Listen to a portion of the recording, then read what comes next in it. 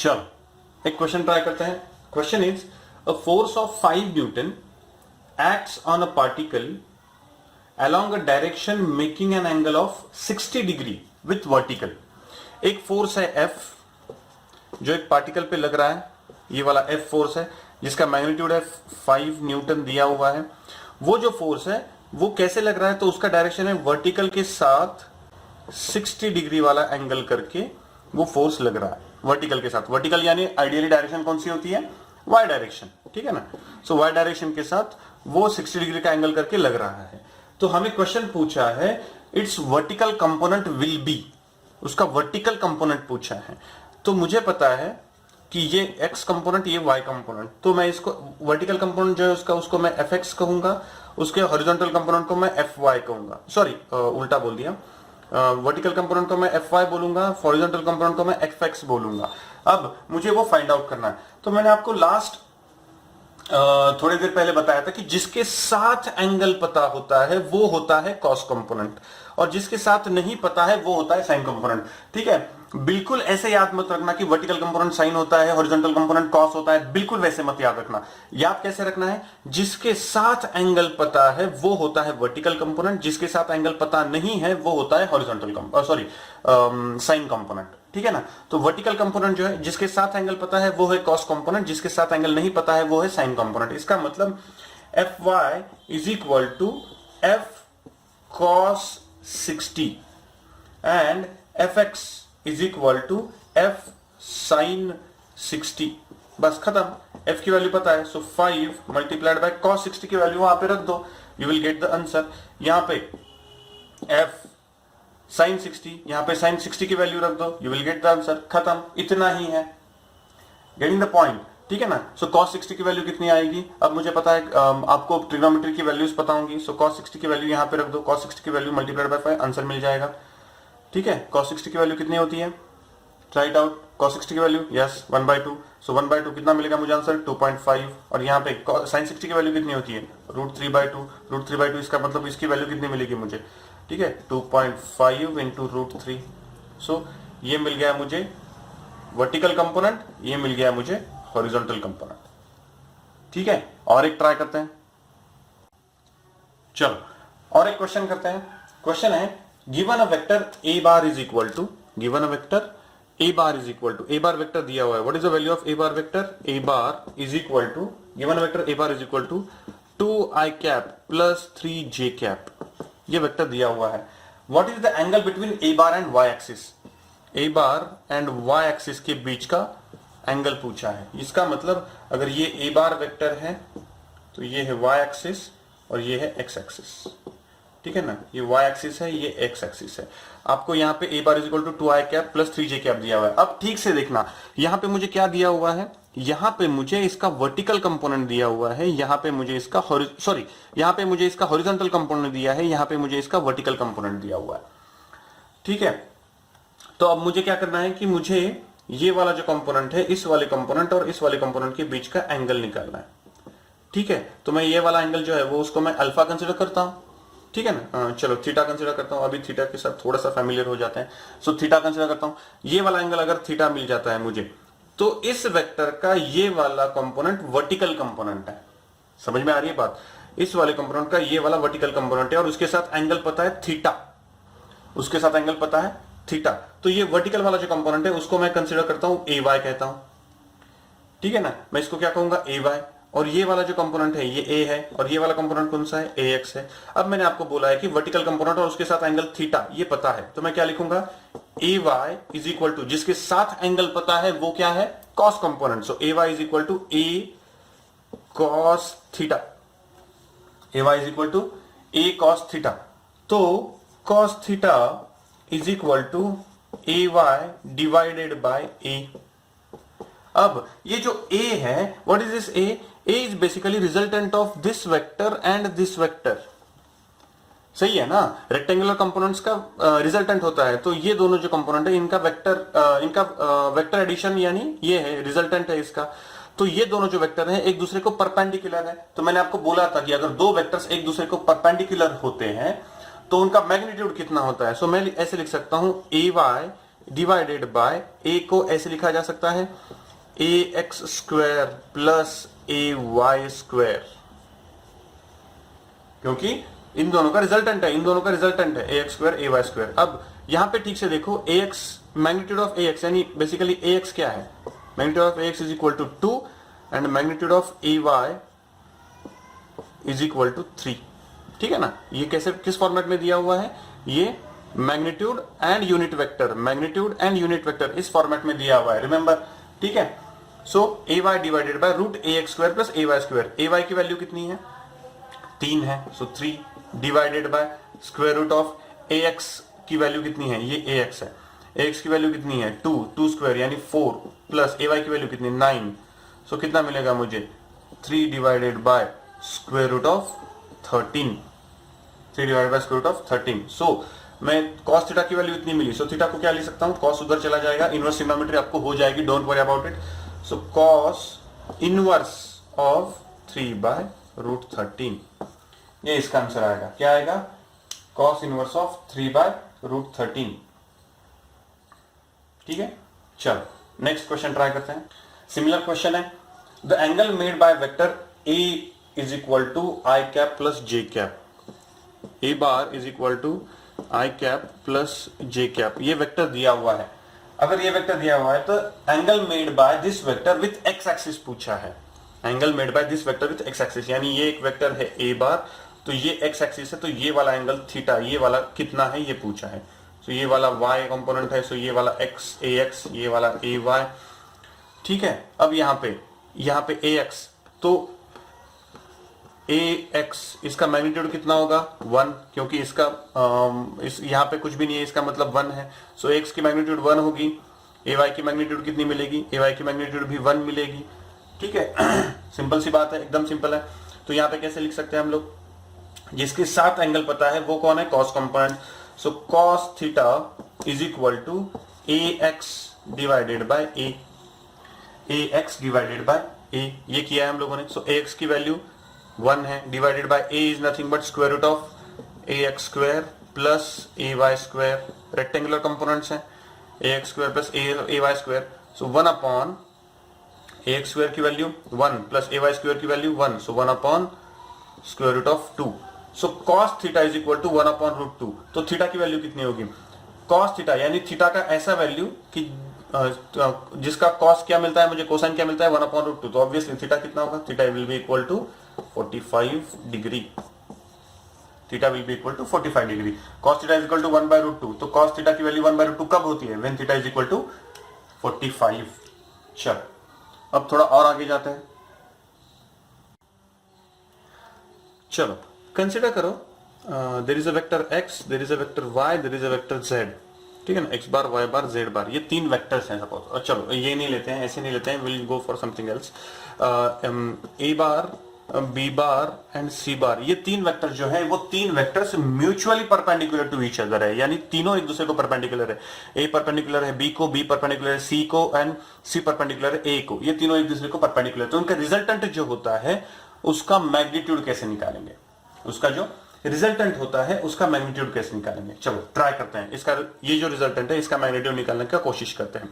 सो ए और बी में एंगल कितना है 90 डिग्री, बी और सी में कितना एंगल है 90 डिग्री। सो इन दोनों का रिजल्टेंट सपोज आर मिलता है मुझे, आर मिलता है मुझे, तो क्या करूंगा मैं, आर इज इक्वल टू, ठीक है, R is equal to square root of A square plus B square plus 2ab cos theta. cos theta में ये थीटा क्या है, theta is the angle between A and B, तो वो दोनों perpendicular है। इसका मतलब थीटा की वैल्यू, cos थीटा की वैल्यू कितनी मिलेगी 0, यानी ये कट गया, तो क्या मिलेगा मुझे, r is equal to A square plus B square. ठीक है, अब ये दोनों जो है, यानी हम क्या कर रहे हैं, देखो अगर मुझे बोला गया कि 5 प्लस 3 प्लस 2 करो, तो मैं क्या करूंगा, सबसे 5 प्लस 3 करूंगा 8 मिलेगा, प्लस 2 करूंगा तो मुझे 10 मिलेगा। इसका मतलब इन दोनों के एडिशन के साथ मैं ये ऐड कर रहा हूं, तो अभी यहां पे भी रिजल्टेंट निकालते वक्त वही करूंगा, क्या करूंगा, इन दोनों के रिजल्टेंट के साथ इसको निकालूंगा। ठीक है ना, इन दोनों के रिजल्टेंट के साथ इन दोनों का जो भी रिजल्टेंट होगा, इन दोनों का रिजल्टेंट r है, तो ये जो r है, ये r और ये c, इन दोनों का रिजल्टेंट निकालने की कोशिश करूंगा। ठीक है, सो अब मुझे इन दोनों का रिजल्टेंट यानी R एंड C, इन दोनों का रिजल्टेंट को मैं कहूंगा सपोज R डैश। ठीक है, अब ठीक से देखना, ये था A, ये था B। ठीक है, अब अगर इन दोनों को अगर C परपेंडिकुलर तो C कैसे होगा, C होगा ऐसे। ठीक है ना, C होगा ऐसे, यानी अगर A B C तीनों एक दूसरे को म्यूचुअली परपेंडिकुलर है तो A यहां पे, B यहां पे और C यहां पे। अब A B को भी C B को भी परपेंडिकुलर है, C A को भी परपेंडिकुलर है। ठीक है, A B को भी परपेंडिकुलर है। ठीक है ना, यानी ये तीनों एक दूसरे को परपेंडिकुलर है। ये होती है आपकी 3D कोऑर्डिनेट सिस्टम। ठीक है ना, XYZ वाली जो 3D कोऑर्डिनेट सिस्टम होती है ऐसे होती है। अब यहां पे A और B का जो रिजल्टेंट है R, तो ऑब्वियसली वो क्या होगा, उसी के प्लेन में होगा, यानी यहां पे होगा, ये होगा आपका R। समझ में आ रही बात? अगर ये आपका R है, ठीक है ना, ये A बार है आपका, ये B बार है और ये R बार है, तो R बार A बार और B बार के प्लेन में ही होगा। अब A बार और B बार के प्लेन में, इसका मतलब B बार और A बार के प्लेन में ये वाला जो R बार है, इसमें और C में एंगल कितना होगा, अगेन 90 डिग्री ही होगा। समझ में आ रही है बात? ये एंगल 90 डिग्री, ये एंगल 90 डिग्री, तो ऑब्वियसली ये वाला एंगल भी 90 डिग्री होगा। बेसिकली ये C जो है, इस पूरे प्लेन में जितने भी वेक्टर्स हैं उन सारे वेक्टर्स को परपेंडिकुलर है, बिकॉज वो वेक्टर जो है वो पूरे प्लेन को ही ऑलरेडी परपेंडिकुलर है। ठीक है, तो ये परपेंडिकुलर होगा, R बार को भी परपेंडिकुलर होगा, यानी R बार और C इन दोनों में एंगल कितना होगा, 90 डिग्री। समझ में आ रही बात? R बार और C इन दोनों में एंगल कितना होगा, 90 डिग्री। तो मुझे इन दोनों का एडिशन करना है, तो कैसे करूंगा मैं, again R dash is equal to square root of R square plus C square plus R square plus C square plus 2, ठीक से देखना, 2R C cos थीटा। यहां पे थीटा क्या है, theta is the angle between R and C। अभी मैंने आपको एक्सप्लेन किया क्या R और C में एंगल कितना होगा, 90, so cos theta is equal to 0, cos theta 0, इसका मतलब ये पूरी टर्म 0 हो जाएगी। तो क्या मिलेगा मुझे, square root of R square plus C square. ठीक है, R square plus C square, मुझे पता है R is equal to root A square plus B square, तो R square is equal to A square plus B square, root cut जाएगा, तो यहां पे लिख सकता हूं मैं square root of A square plus B square plus C square. Getting the point? ये क्या मिला मुझे, R डैश मिला। ठीक है, यानी अगर तीन म्यूचुअली परपेंडिकुलर वेक्टर्स हैं, अगर तीन म्यूचुअली परपेंडिकुलर वेक्टर्स हैं, A bar, B bar, C बार, अगर तीनों एक दूसरे को परपेंडिकुलर वेक्टर्स हैं, तो इनका जो रिजल्टेंट होता है उसका मैग्नीट्यूड मुझे मिलता है square root of A square plus B square plus C square. ठीक है, ये रिजल्ट याद रखना, ये रिजल्ट अभी लगेगा हम लोगों को। ठीक है ना, ये रिजल्ट हमें लगेगा। ओके, चलो अब एक रैंडम वेक्टर कंसीडर करो जो अब हम 3D प्लेन में कंसीडर करने वाले हैं। ठीक है ना, याद रखना 3D प्लेन क्या होता है कि सपोज ये आपका x एक्सिस है। ठीक है ना, x एक्सिस को परपेंडिकुलर आपके पास y एक्सिस है, y एक्सिस a एक्सिस को परपेंडिकुलर है, और ये वाला जो एक्सिस है वो z एक्सिस है। ठीक है ना, ये तीन एक्सिस है। अभी तक हमने क्या कर रहे थे कि हम सिर्फ कार्टेशियन कोऑर्डिनेट सिस्टम कंसीडर कर रहे थे जिसमें सिर्फ दो एक्सिस है। ये भी कार्टेशियन ही होती है, लेकिन ये तीन एक्सिस की है, ये दो एक्सिस के, इसमें x और y होते हैं। ठीक है, तो यहां पे मैंने एक वेक्टर कंसीडर किया r और उसको दो रेक्टेंगुलर कंपोनेंट में डिवाइड किया। अब यहां पे मैं कोई भी एक रैंडम वेक्टर इन 3D कोऑर्डिनेट सिस्टम में कंसीडर कर रहा हूं, 3 डायमेंशनल कोऑर्डिनेट सिस्टम में कंसीडर कर रहा हूं, x, ये वर्टिकल y और ये वाला z। ठीक है, इन 3 कोऑर्डिनेट सिस्टम में मैं कोई भी एक वेक्टर कंसीडर करता हूं, ये वेक्टर कंसीडर करो।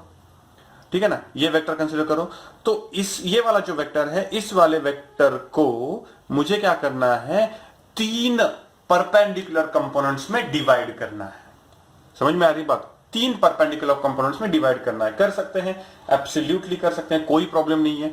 तो अगर ये वाला जो वेक्टर है, ये वाला वेक्टर अगर मुझे R बार कहता हूं मैं, तो इसको मुझे रिजॉल्व करना है along x axis, along y axis and along z axis. इन तीन एक्सिस में मुझे उसको रिजॉल्व करना है। तो उसको कैसे लिखा जाता है, it is written as R bar is equal to RX bar plus RY bar plus RZ bar, या फिर इसको ऐसे भी लिखा जा सकता है, it can be written as RX into I cap plus RY into J cap plus RZ into K cap, ऐसे भी लिखा जा सकता है। Getting the point? उसको ऐसे भी लिखा जा सकता है RX I cap plus RY J cap plus RZ K cap. अगर r बार इक्वल टू ऐसे लिखा जा सकता है, तो अभी मैंने कहा कि ये तीनों कंपोनेंट एक दूसरे को परपेंडिकुलर होते हैं।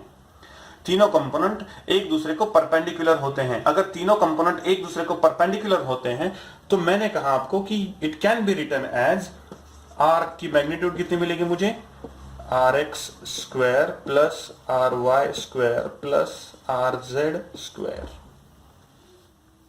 ठीक है, so this is the magnitude of the vector represented in the magnitude of 3 rectangular components of it। अब सपोज ये वाला जो वेक्टर है वो x एक्सिस के साथ एंगल करता है अल्फा, ये वाला जो वेक्टर है वो y एक्सिस के साथ एंगल करता है बीटा, अगर यही वेक्टर z एक्सिस के साथ एंगल करता है गामा, तो यहां पे मैं ऐसे लिख सकता हूं, ठीक से देखना, एकदम प्रॉपरली देखना, यहां पे एक्स एक्सिस के साथ एंगल अल्फा है, इसका मतलब cos alpha is equal to R X divided by R, जो हमने किया था 2D में किया था। cos alpha is equal to R X divided by R, या फिर cos beta is equal to R Y divided by R, या फिर cos gamma is equal to R Z divided by R. ठीक है, R Z divided by R. अब यहां पे मैं ऐसे लिख सकता हूं कि which is nothing but R X divided by square root of R x square plus R Y square plus are Z square. ठीक है, यहां पे R Y divided by square root of R x square plus R Y square plus are Z square, और यहां पे R Z divided by square root of R x square plus R Y square plus are Z square.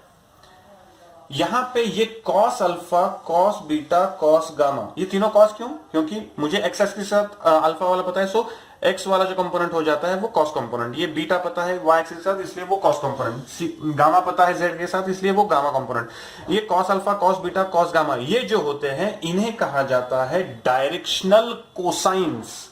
क्या कहा जाता है? Directional cosines. ठीक है ना, इसे क्या कहा जाता है? Directional cosines of a vector R. ये वाला जो वेक्टर है, इस वेक्टर का डायरेक्शनल कोसाइंस कहा जाता है इनको, और इनकी वैल्यू ये ऐसे फाइंड आउट की जाती है।